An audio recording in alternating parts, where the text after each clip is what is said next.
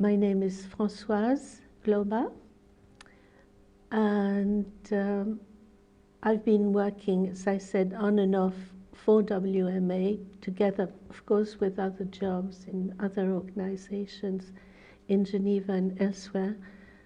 But this association is very close to my heart and will keep me company forever. The first meeting I worked for was in 1963, Otmar tells me. Shows you how far back we have to go into past history. And that was in Opatija. And Pierre Lambert himself couldn't go or didn't want to go because it was former Yugoslavia at the time, and probably not at the top of tourist destinations. So he asked me if I could go, and I said yes. I think it was my very first freelance assignment. So I said yes, and it turned out to be Opatija, also known as Fiume in Italian, turned out to be a beautiful little seaside resort. And this was a meeting of very few people who got together to decide on the future of WMA. WMA at the time was a small, very small association incorporated in the state of New York. And its address was 1 Columbus Circle, New York. There was a very small staff in New York, including Margaret Natwick, and I think Angel Orozco was there at the time already. So Angel was there at this meeting with, I think it must be 7 or 8 delegates from certainly the American Medical Association, the British Medical Association, possibly German Medical Association, and a couple of others. And the purpose of the meeting was to decide on the fate of WMA and whether it was going to survive or not, and if so, how.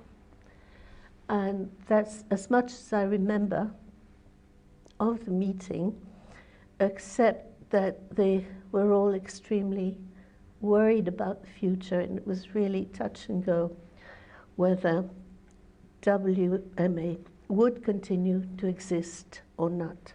This means going back into the past, and it's a long, long past. When I first got involved with WMA, I was just back from New York, where I'd worked as a translator trainee at the UN and an interpreter trainee at the UN also. I came to Geneva and somehow got in touch with a group of fantastic people, one of whom was Pierre Lambert, whose memory I wish to salute here. He introduced me to WMA. I was a very young interpreter at the time, school and out of training, and he had learned about this association. Now, this is going to be a long story. Through a friend of his, George Gerard, who was involved in a financial scheme, the name of which I can't remember just now, whereby he roped in all the internationals in and around Geneva to get them to contribute to a retirement fund. And this turned out to be a big flop, and somehow George Gerard disappeared a few years later with probably part of the cash. And that proved to be par for the course, because disappearing with the cash seemed to become a habit at WMA. Of course, I should mention a remarkable person, Dr. Andre Winnen, who was the, as far as I can remember, the first Secretary General here in Ferney-Voltaire, one of the first. And he was the one who set the WMA on the professional track.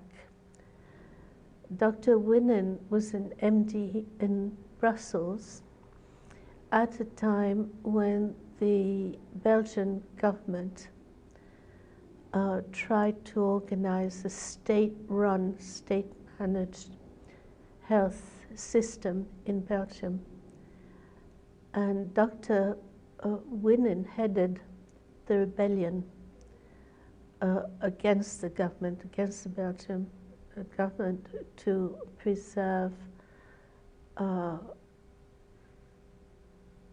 private liberal practice of medicine in Belgium and Europe, because other countries apart from Belgium wanted to follow the example of the UK in setting up a national health service.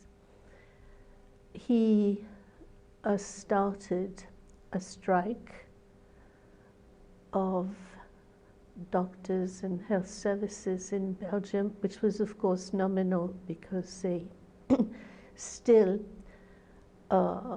cared for their patients and did whatever was necessary, but still it was a symbolic strike which lasted for, as far as I can remember, over a year, maybe 2 years, and where finally the government had to yield. They caved in, and thus private medical practice was preserved in Belgium, in France, and I believe throughout Western Europe, thanks to Dr. Winnen, his efforts, his own personal efforts, his efforts through the Belgian Medical Association, through the WMA. And it is thanks to him and his peers and WMA at the time that we can still have a choice of our own medical doctor and medical care. My first impression was that there were these refined elderly gentlemen, silvery hair, fine three-piece suits, all famous and wealthy MDs, who were trying to save an organization that I knew nothing about. And my first impression was that it was important for them to save the association, to do something about it. They really wanted to rescue it. But at the time, I didn't realize that the main purpose of the World Medical Association at the time was to be a travel organization for wealthy MDs rather than a scientific organization of medical professionals. I didn't know that at the time. And it turned out that in the very first years that I worked for WMA as an interpreter in full-fledged meeting, it turned out that traveling to luxurious destinations was the main purpose of the most WMA members, and that lasted for quite a few years. After which, members from other countries, other organizations, mainly Nordics, started joining and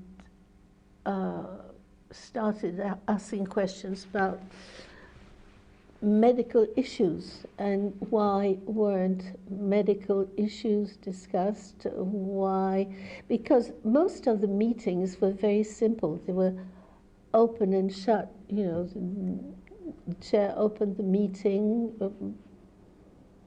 the agenda was adopted and all voted in favor. The meeting was closed, the meeting was adjourned, and then they all went to lunch or wherever, and that was the end of it. And the Nordics started getting fussy about it and made unpleasant noises and tried to inject some scientific material into the sessions. And that's how the real WMA started and got on the rails. It's been a constant upward evolution. Constantly, this organization, I saw it improve, I saw it expand, I saw it first going through the motions of having meetings on medical issues or professional issues, then getting truly involved into a subject matter of its own that it gradually created up to the point where it is now, where WMA has become a full-fledged organization in its own right, deciding on its agenda, its methods of work, its areas of work, and cooperation with other organizations and associations. So it's been, and that's why I feel so gratified and so grateful to WMA for being close to their work, because I've seen it as an improving, a constant endeavor towards improvement and doing better. Oh, there were many difficult moments. There were many episodes, some of them comic, some of them unpleasant, and somehow WMA was plagued with weird secretaries general who took off with the cash. And I think that was the reason for the very first meeting I attended in Opatija. Whoever was in charge had cleaned out the kitty and left with the cash. And so that happened. Can you tell us that story? Not specifically, because I don't remember the names, or it was just, you know, they were left there with the bills and no money. And that occurred at least 2 or 3 times when I was there. Now, strangely enough, not at all, because at all moments, you see, we, as interpreters, we're there, but not really totally a part of it. We're always isolated, and we watch from the sidelines, but we never get involved with the actual discussions or issues. So we're always bystanders. And I was always treated with perfect courtesy and friendliness, even by some of the shadier characters in the organization.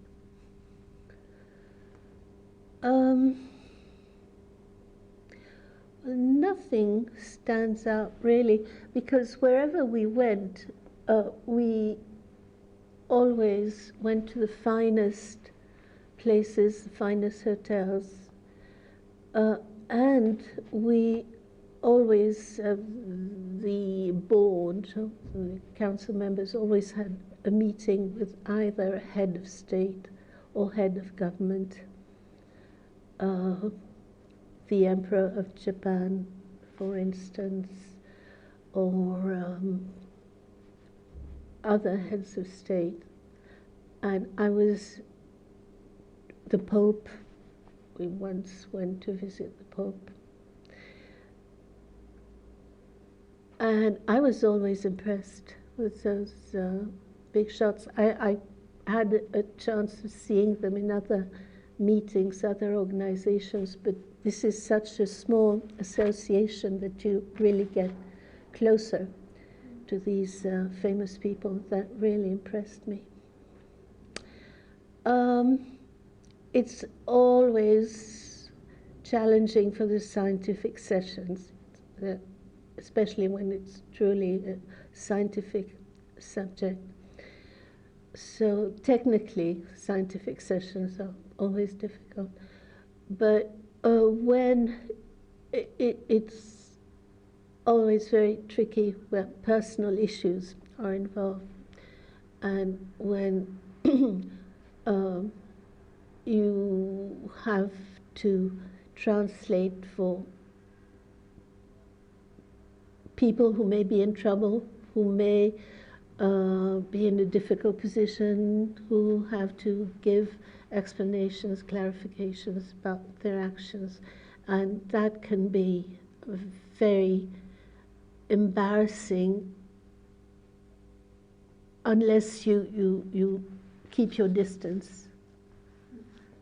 You keep your distances, but still it can be difficult. And when those meetings are over, the first thing you do is get out quickly so you don't meet anyone, you don't have to speak to anyone.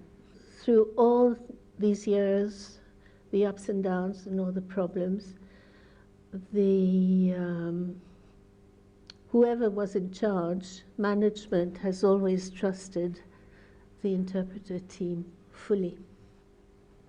We have played to the best of our ability, I think played well for the benefit of the organization. The team was very steady, with Pierre Lambert heading it, and me, and then Benoit Vuillaume came. So that would be, I'd say, the core team. Then came Rosendo Pujadas and Christian Rojas at a later stage. This year's General Assembly was the last you worked for as an interpreter. Mm-hmm. What is your message for WMA on this occasion? My message is I've been very, very proud to work for WMA, mainly ever since Ottmar Kloiber became Secretary General, and turned it into a major